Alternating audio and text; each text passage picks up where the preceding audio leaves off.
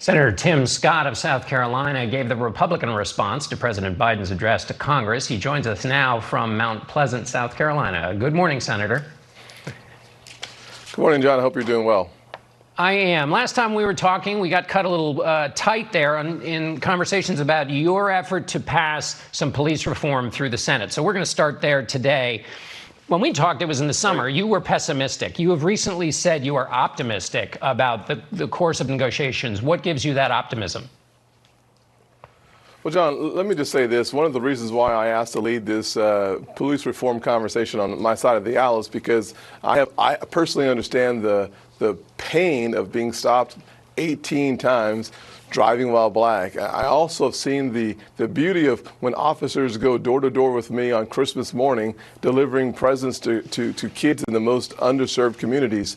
So I think I bring an equilibrium to the conversation. One of the reasons why I'm hopeful is because, in a way, this time, my friends on the left aren't looking for the issue. They're looking for a solution. And the things that I offered last year are more popular this year. That gives me reasons to be hopeful. And frankly, John, I was thinking about this.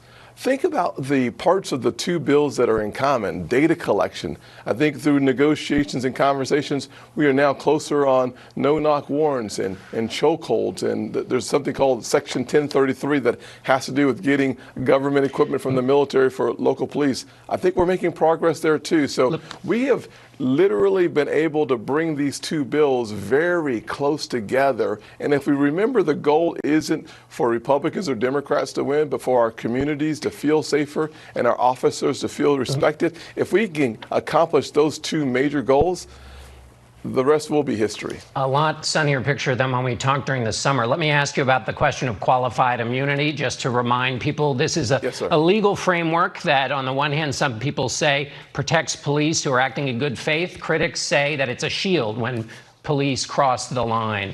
That has been a major sticking point. You have offered a proposal that says allowed civil suits to sue the department and not the individual police officer. Are you finding Democratic support for that? I am, actually, which is another reason why I'm more optimistic this time.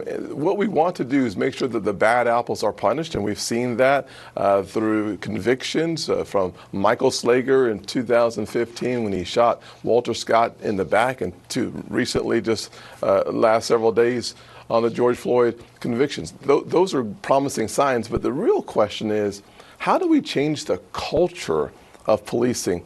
I think we do that by making the employer responsible for the actions of the employee. We do that with doctors, we do that with lawyers, we do that in most all of our industries. And if we do that in law enforcement, the employer will change the culture. So as opposed to having one officer change or not change, we'll have all officers transforming because the departments are taking on more of that burden. And frankly, as I spoke with family members on Thursday, they were very receptive to that proposal because what they're looking for is something that shows progress.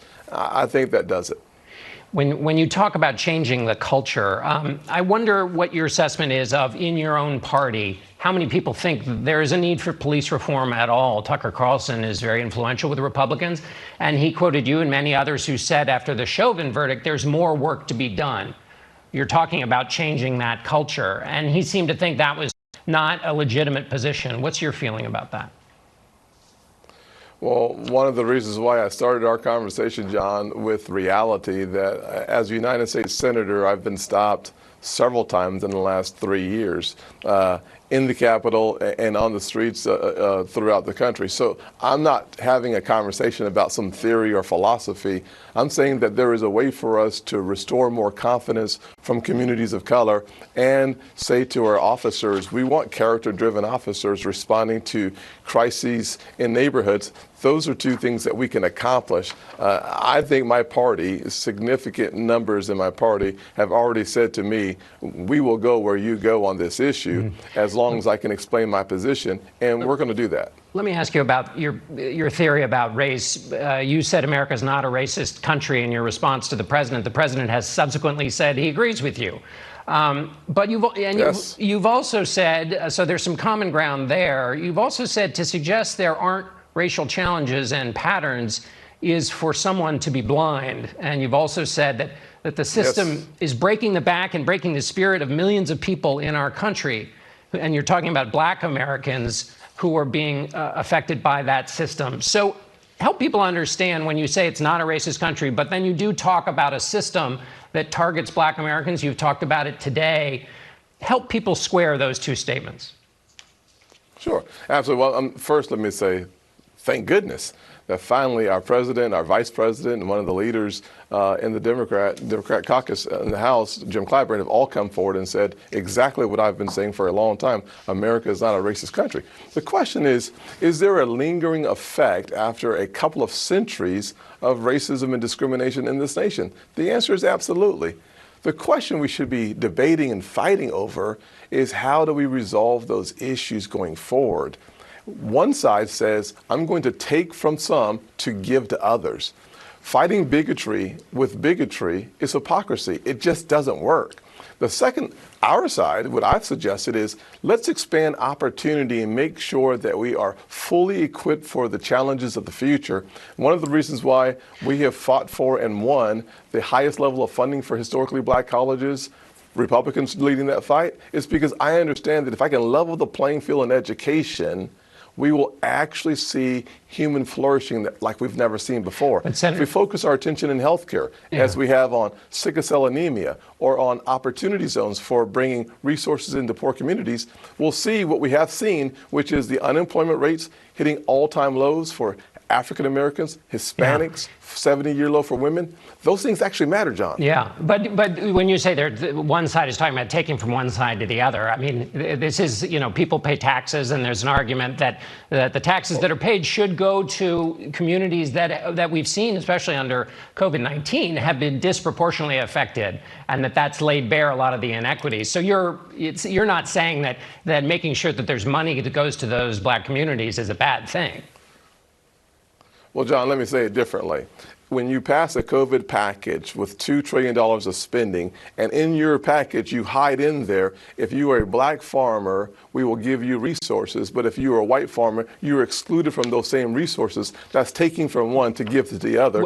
It's one of the reasons why in the 1990s, the USDA had to pay out the Pickford settlements to Black farmers for taking from them to give the white farmers. So we're going to reverse that and call that a way of creating fairness in our country? That doesn't really work. Of course, they would argue that they're trying to deal with that system and the inequities you talk about. But let me ask you about taxes here, because that's a part of this argument, too. Sure. The president says 55, the largest corporations pay no corporate taxes. Polls consistently show 70% of the country thinks that the system is tilted towards the powerful. Why isn't it just making corporations pay their fair share to inch up the corporate tax rate, as the president has suggested? Well, the real reason, John, is a simple reason, and this is what I think is kind of stunning that we're missing in the conversation, and you asked that of the White House Chief of Staff recently, or earlier. We have competition. America has global competitors whose tax rates are lower than we are right now at 21%.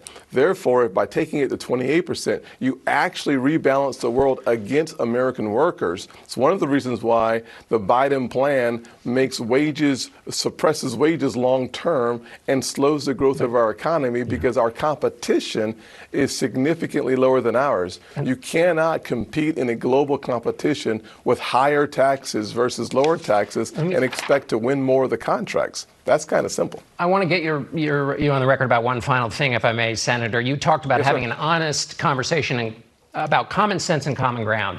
70% of your party think that Joe Biden is illegitimate because the election was stolen. How do you have common ground with that belief? Well, by moving on, the election is over. Joe Biden is a president of the United States. The legitimate president. And now what we have to wrestle with, of course he is. Well, now what we have to wrestle with is, can we spend $6 to $6.5 trillion and raise taxes by $4 to $4.5 trillion and create a better America? My answer is no, because the American government can't be responsible for everything. Senator, thank you so much. We got to go there, and we'll be right back with more Face the Nation. Stay with us.